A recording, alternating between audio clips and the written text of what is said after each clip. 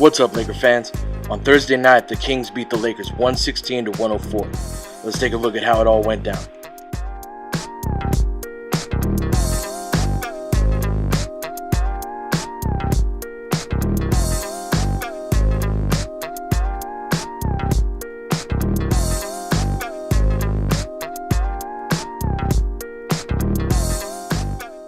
First and foremost, aside from a little run in the third quarter, the effort level wasn't there. And I hate to single out one guy, but Julius Randle kept popping up on tape.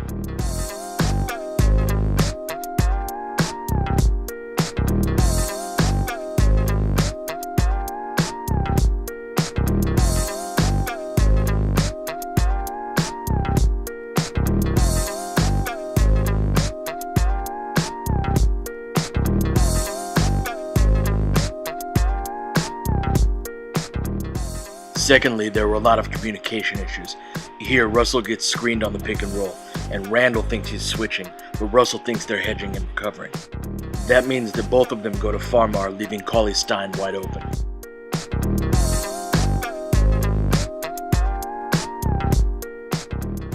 This happened on the weak side as well. Here you have Willie Cauley-Stein rolling to the basket, and the responsibility to tag him should either be Dang's or Nick Young's. Which one depends on Luke's strategy, but the players should know. On this one, you have the Lakers down by 10 with 3.5 minutes to go, so they become a little more aggressive in trapping the ball handler. But a trap has to be executed as a 5-man play in order to be effective. Ideally, you'd have Nick Young playing full denial on Collison and Russell playing full denial on Koufos. The idea is to give up the farthest passes away and have one guy playing free safety against two on the weak side. Due to the distance of the pass, a player like Ingram with his length and agility would be able to intercept either option. But not everybody is on the same page on the trap, so McLemore makes the easy pass to Koufos for the bucket.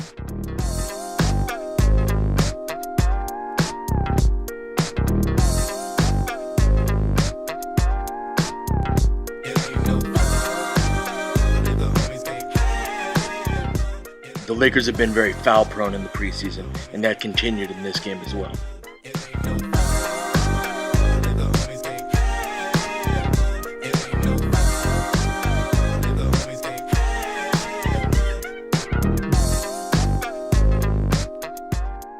The effort level, miscommunication, and cheap fouls were how the Lakers beat themselves. So now let's take a look at how the Kings went after him. Anthony Tolliver seems like a great place to start. He actually had several threes that were just great shots.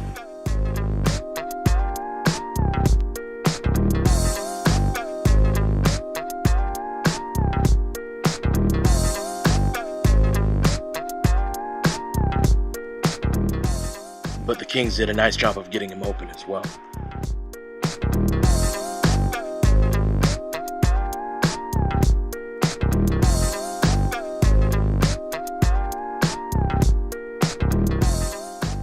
When they were able to chase him off of the line, they forced turnovers.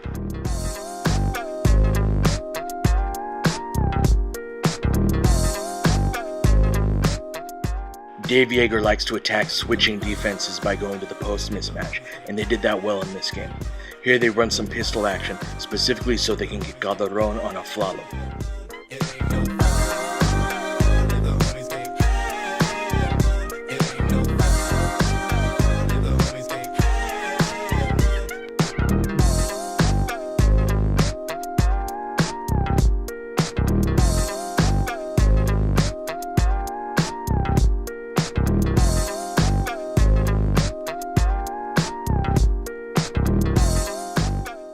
The Lakers overhelped from time to time as well.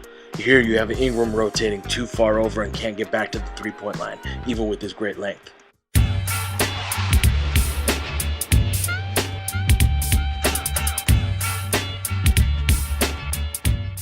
On the positive side, they had an excellent third quarter with much better energy and communication.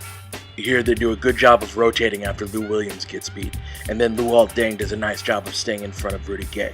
Deng actually had several plays in this game where he did that.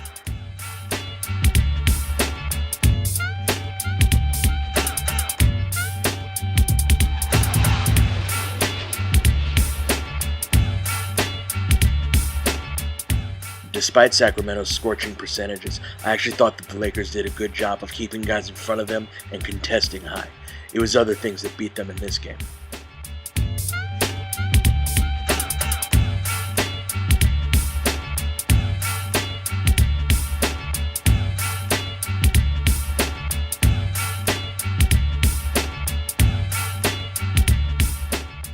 In the player sections, I'm going to focus on the offensive end, and D'Angelo Russell was nearly perfect there.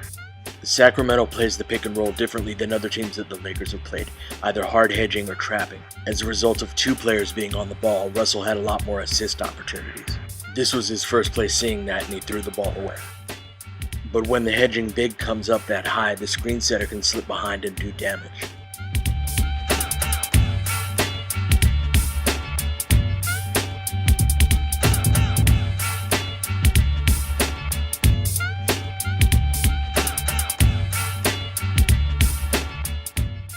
So in order to prevent that, the weak side wing will normally drop down to tackle roll man. So that means that his man is going to be open. This is the primary read that the point guard has to make.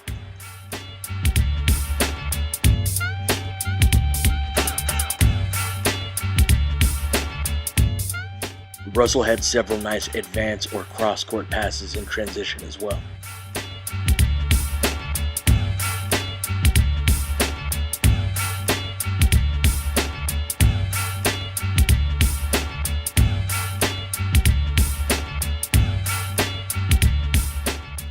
He also did well to hit players as they came off of screens.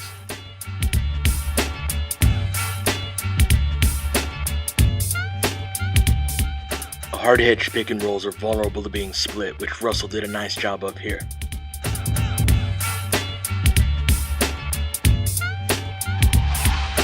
So rather than shooting those pull-up jumpers off of the pick and roll, he got his points in other ways.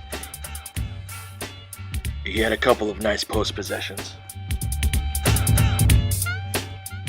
He had this nice play with Ingram as a cutter.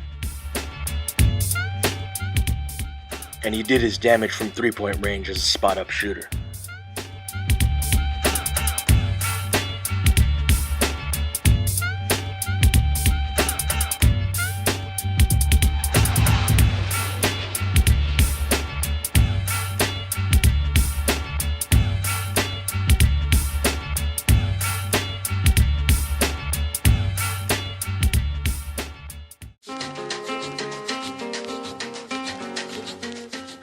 Clarkson was the other Laker to make a significant impact with his scoring, and there's been an increase in how much they use him off of screens.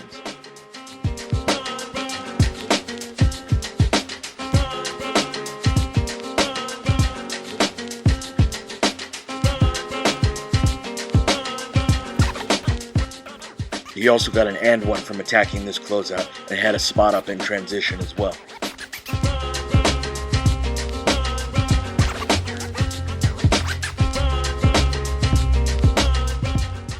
He did force up a couple of shots and was stripped twice while coming out of or while setting up a pick and roll.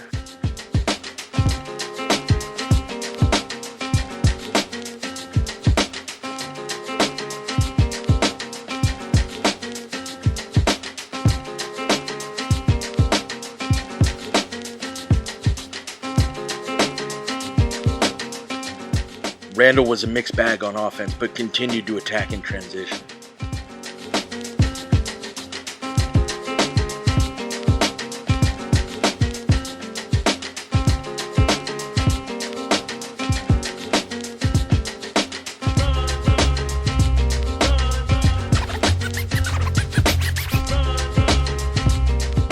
He had a couple of nice plays in the pick and roll game with Russell, as we saw earlier.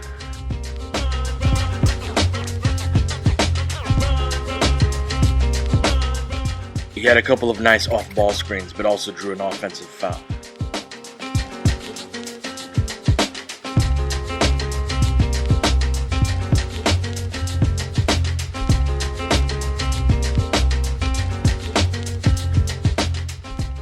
He had some advantageous matchups against the Sacramento bigs, both off of the dribble and in the post.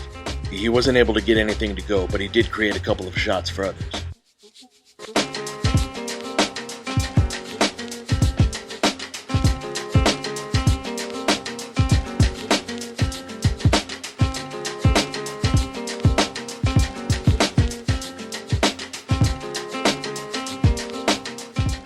Ingram is starting to take more NBA caliber shots, and I love how he hops into this one.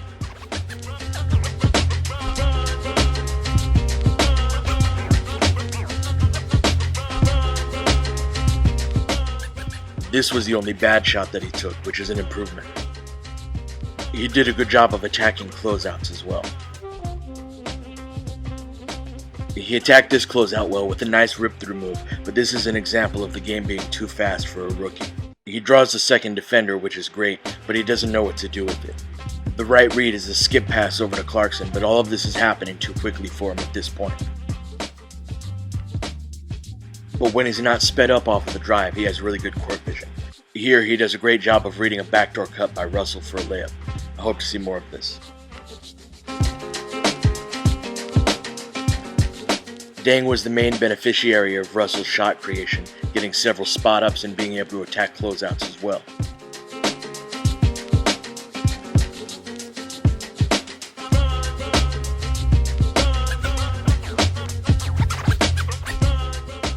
And he creates his own shot here after doing a great job of jumping the passing lane. But at least once per game, he's put in the position to create a shot as the ball handler, and that's not his game.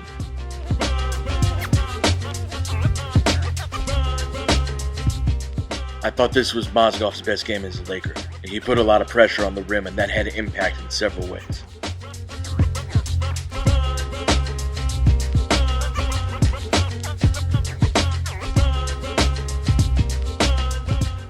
It didn't bear any fruit, but he put himself in great position for big-to-big passes, diving toward the rim or getting into the short corner. But he still struggled as a passer, which limits the offense a bit.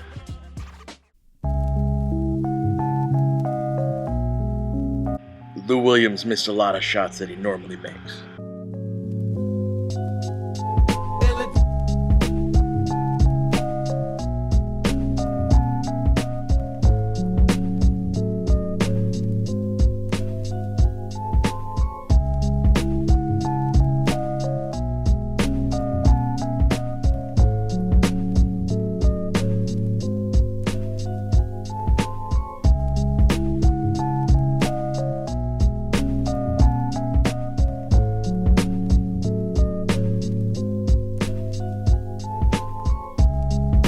None of Nance, Calderon, or E did enough to warrant their own section, so I'm combining them. Here, the Lakers run really nice action to get a lob for Nance.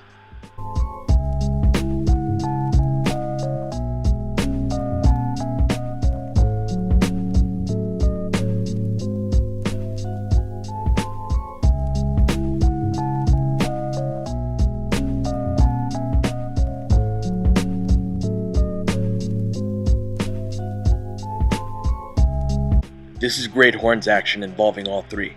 Here, Calderon sets a back screen for Nance. E reads it and hits him for the layup.